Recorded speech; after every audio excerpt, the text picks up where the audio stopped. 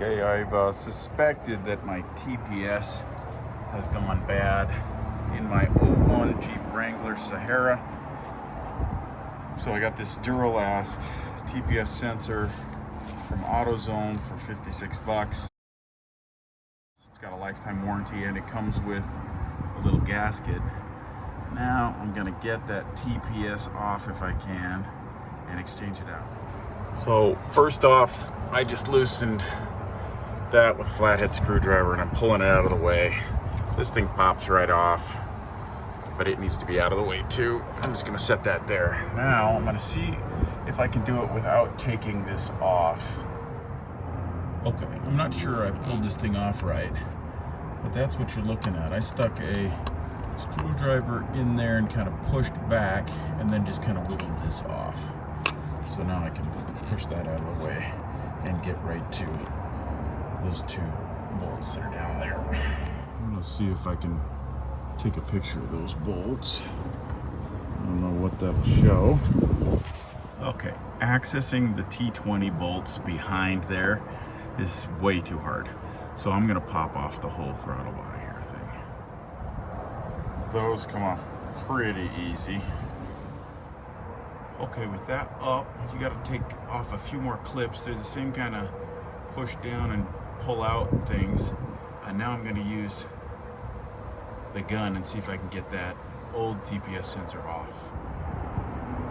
Using an impact hammer is definitely the way to do that. Some people have complained about stripping those off, and I can totally see how you can do that if you're trying to access it from the back. It's easier to just take the 4 bolts off and pull that thing up. Disconnect a couple things. This is the old one. And I'm looking for the O-ring, and I'm not seeing it. Here's the Duralast replacement. It's just slightly different shape.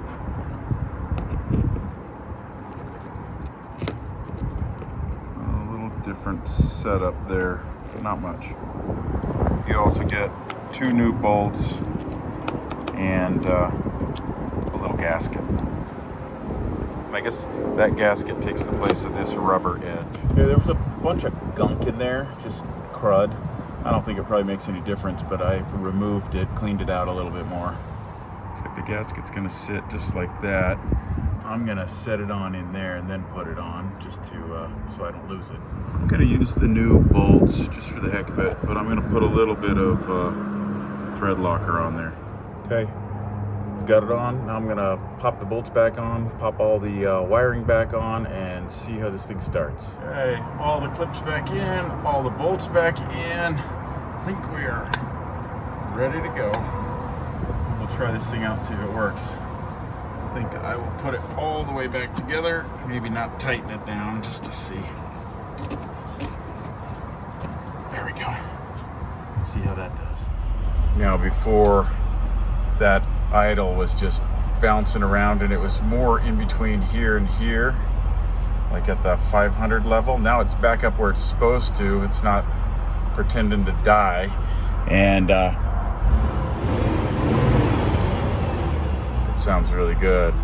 Comes right back down to where it's supposed to. I think that was the fix.